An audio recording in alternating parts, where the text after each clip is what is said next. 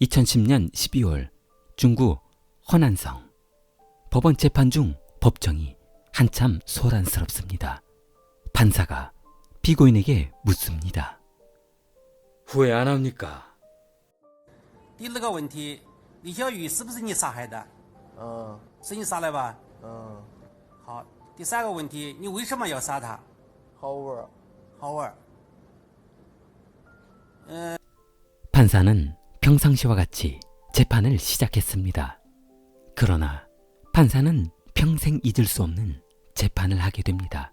现在宣布法庭调查开始。河南省新乡市人民检察院起诉书。你有没有其他名字？没有。你的出生年月日1989-06-03。民族汉。职业没有职业。 피고인은 시종일관 판사의 질문에 반항적인 말투로 판사를 괴롭히고 있습니다. 일반적인 범죄자라면 무서워서 고개도 들 수 없을 텐데 말이죠. 现在宣布法庭辩论结束，下面由被告人做最后陈述。被告人冯双富，你现在可以做最后陈述。你对你的行为有什么认识？你对法庭有什么希望和要求？你现在可以讲。没有要求。你对你的行为有什么认识吗？没有。本案经过法庭辩论。为什么？你为啥把李小玉杀害？李小玉对你有啥拿？好玩。你就这样的态度吗？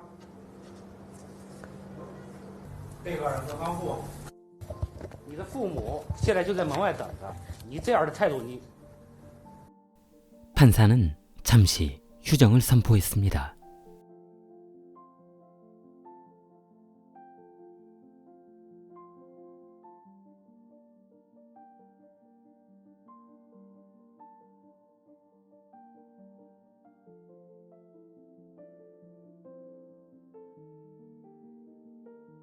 (1989년) 허난성 신상시의 한 가정에서 태어난 소년의 이름은 펑쌍부입니다. 중국어로는 펑쌍푸라고 합니다. 펑은 성이며 쌍은 두 배의 곱절이란 뜻의 쌍입니다. 쌍용, 쌍둥이 할 때 사용하는 단어입니다. 그리고 푸는 부유하다, 부자할 때의 부자입니다. 그럼 두 단어를 해석해보면 부유함이 넘칠 것이다란 뜻이 됩니다. 다른 방면으로는 부모가 자식에 대한 마음으로 커서 재벌, 돈 많은 사람이 되어라라는 뜻입니다. 그 이름에서 볼 수 있듯이 상부 가정은 아주 가난했습니다. 그래서 그 아버지는 지긋지긋한 가난에서 벗어나라는 뜻에서 아들 이름을 이렇게 지어준 것입니다. 상부 부모는 아들에게 최선을 다했지만 당장 내일 먹고 살기도 힘든 판에 자식 공부시키기가 쉽지 않았습니다. 그러다 보니 상부 또한 부모의 고충을 알고 있었 터라 학교를 중퇴하고 막노동에 몸으로 할 수 있는 곳이면 어느 곳이든 가서 일했습니다. 돈을 벌기 위해서였습니다. 조그만 도시에서 일하다가도 급여를 조금만 많이 준다고 하면 사직서를 제출하고 이직을 해버리던 터라 한 곳에 정착하지 못하고 이곳저곳으로 옮겨 다녔습니다. 정저우 씨와 강소 씨로 이주하던 중 핸드폰이며 인터넷이 붐을 일으키고 있었습니다. 타 지역에서 이주해온 노동자들은 마땅히 시간 때울 곳이 없던 터라 PC방에 가서 인터넷 게임을 하거나 핸드폰으로 채팅을 하는 사람이 늘어나기 시작했습니다. 펑상부에게도 좋은 추억으로 남을 수 있는 기회가 찾아왔습니다. 호기심에 혹시 여자친구를 사귈 수 있을까 하는 마음에 온라인 채팅을 해봤습니다. 그런데 본인과 같이 인터넷 채팅에 호기심이 많았던 여성들이 채팅방에 들어왔고 의외로 대화가 잘 되는 여성이 있었는데 다행히 상부가 거주하는 곳에서 얼마 되지 않는 곳이었습니다. 그렇게 문자를 주고받는 것이 너무 신기했던 두 사람은 직접 만나서 대화를 나눠보는 것은 어떠냐고 했습니다. 그러자 두 사람은 얼마 후 약속 장소를 정했습니다. 여성의 이름은 샤오유였습니다. 이제 막 20살이 넘은 왕상부와 한참 예쁠 나이인 샤오유는 처음 만난 순간부터 운명이라 생각했습니다. 샤오유는 처음에는 왕상부가 그렇게 잘생긴 얼굴이 아니어서 별로 호감이 없었으나 채팅으로 맺어준 천은우 인연이라는 생각에 일단 한번 사귀어 봐야겠다고 생각했습니다. 두 사람의 사랑은 불타올랐고 이제 누구를 의식하지도 누구를 위해서 만나지도 않았고 오로지 본인들의 사랑을 위해서만 이 감정을 불태울 것이라면서 매일 사랑을 확인했습니다. 2009년 여름, 펑상부는 어린 나이였지만 지금 눈앞에 있는 샤오유 없이는 못 살 것 같았습니다.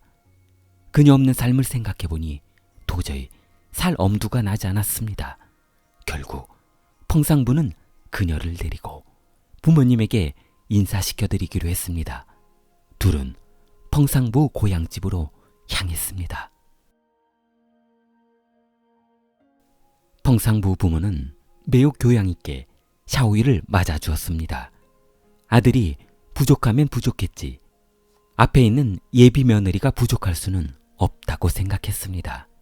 상부 부모는 요즘 며느리 얻기가 얼마나 힘든 세상인데 저렇게 어린 신부를 데려왔다며 기뻐서 죽을 지경이었습니다. 아버지는 예비 며느리에게 웃으며 만약 이놈이 괴롭히기라도 한다면 바로 애비한테 말해요. 내가 따끔하게 혼내줄 테니. 예비 며느리는 아버님은 호탕함에 어색했던 마음이 풀어졌습니다. 상부 아버지는 그럼 적당한 날짜를 잡아서 일단 혼인신고부터 하자고 했습니다. 그러자 샤오이도 그렇게 하자며 호응을 해주었습니다. 그런데 상부 아버지는 한 가지 마음에 걸리는 것이 있었습니다. 아들 녀석이 툭 하면 직장을 그만두고 이직하는 버릇이 있어서 놀고 먹는 시간이 많기 때문이었습니다. 그러나 예비 며느리가 샤오이가 이런 상황을 이해해주면서까지 결혼을 한다고 하니 너무 감사했습니다. 두 사람은 펑상부 부모님에게 인사를 마친 후 집으로 돌아왔습니다. 며칠 후 두 사람은 이제 부인의 집 처가를 방문하려고 준비했습니다. 상부는 단정하게 차려입고 샤오유에게 여러 차례 물었습니다. 첫 인사인데 장인 장모님에게 좋은 인상을 주고 싶다면서 최대한 단정하게 입고 싶다고 했습니다. 두 사람은 기차에 올라탔습니다. 그렇게 기차는 한참을 달렸고 두 사람은 그녀 고향에 내린 후 마트에 들려 두 손에 장인 장모가 좋아하실 만한 물건을 가득 집어들었습니다. 펑상부는 양손이 무겁게 선물을 들고 샤오유 집에 들어갔습니다. 펑상부는 마트에서부터 그녀 집에 들어갈 때까지 신이 나서 콧노래를 흥얼거렸습니다. 샤오유는 우리 부모님을 만나는 것이 그렇게 좋냐며 물었습니다. 펑상부는 그녀의 집에 들어간 후 두 부모에게 정중하게 인사를 했으나 그녀 부모들은 인사를 받는 둥 마는 둥 뭔가 불만이 있는 듯 없는 듯한 표정을 지었습니다. 샤오유 부모는 그동안 딸에게 들었던 내용이 있어 예비 사유에게 확인차 몇 가지 물어봤습니다. 현재 직장이 있는지 그리고 부모님은 뭐 하시는 분이신지 물었습니다. 그러자 펑상부는 본인은 현재 일이 없어 놀고 있다고 했고 부모님은 농촌에서 밭농사를 하신다고 했습니다. 샤오유 부모는 그럼 일 없이 논 지는 얼마나 되었냐고 물었습니다. 펑상부는 일이 없이 지낸 지 약 6개월 정도 되는 것 같다고 하자 샤오유 부모는 침통한 표정을 지으면서 알았다고 하며 예비 사유와의 자리를 마무리했습니다. 그 뒤로 두 사람은 거주지로 돌아왔습니다.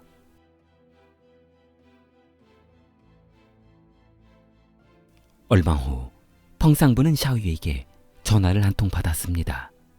미안하지만 우리의 만남은 여기까지 하는 것이 좋을 것 같다고 했습니다.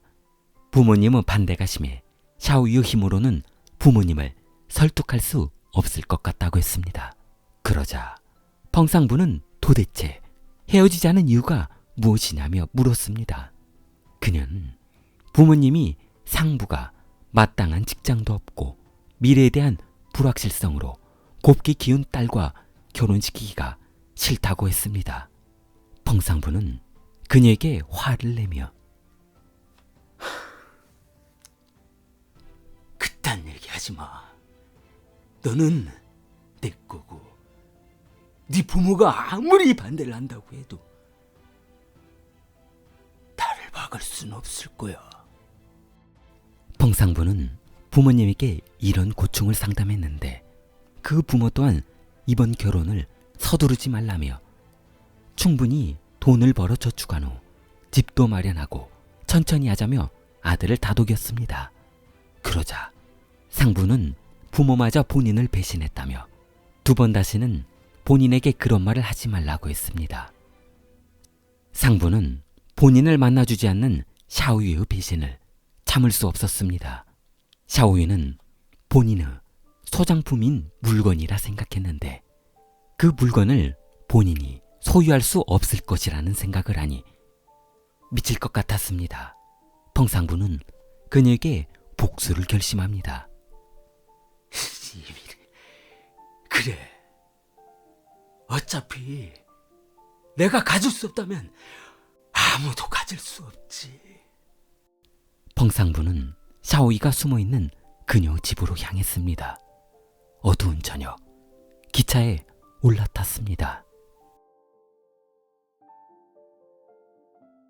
기차는 한참을 달려 샤오이의 고향역에 멈춰섰고 펑상부는 최초한 몰골로 기차역을 나왔습니다.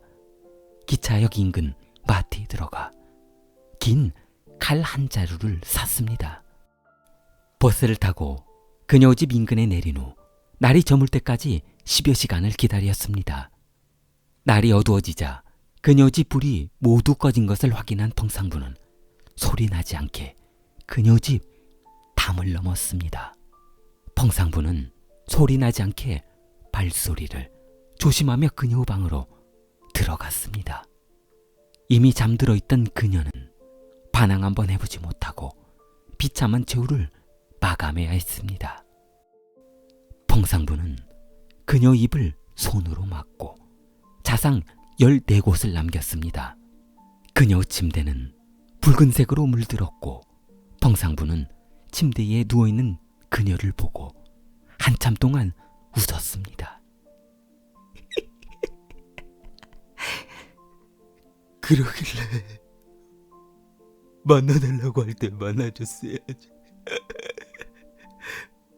어차피 너는 내 거였어. 왕상푸는 일을 마친 후 갑자기 자살하기 위해 자해하기 시작했습니다. 그러나 본인이 본인을 그렇게 해보니 너무 아팠습니다. 통증이 심해지자 샤오이 방의 창문을 넘어 도망쳤습니다. 그때 딸아이의 방에서 인기척이 들리자 샤오이 어머니는 딸아이의 방으로 달려 들어갔습니다. 샤오이 어머니는 침대 위에 죽어있는 딸아이의 모습을 보고 주저앉고 말았습니다. 아버지는 바로 경찰에 신고했습니다. 2010년 12월 법정에선 왕상푸는 판사가 물어보는 질문에 시종일관 웃으며 판사를 조롱했습니다. 본인이 어차피 죽을 것을 알고 있는데 뭐하러 생명을 구걸하냐며 본인을 사형시켜달라면서 계속해서 재판에 비협조적인 태도를 보였습니다. 판사가 왜 여자친구를 죽였냐며 물어도 왜 본인의 범행 동기를 변명하지 않냐는 질문에도 왕상푸는 시종일관 쓸데없는 말 말고 빨리 사형을 선고하고 재판을 빨리 끝내라고 했습니다. 결국 펑상부는 사형을 선고받았습니다.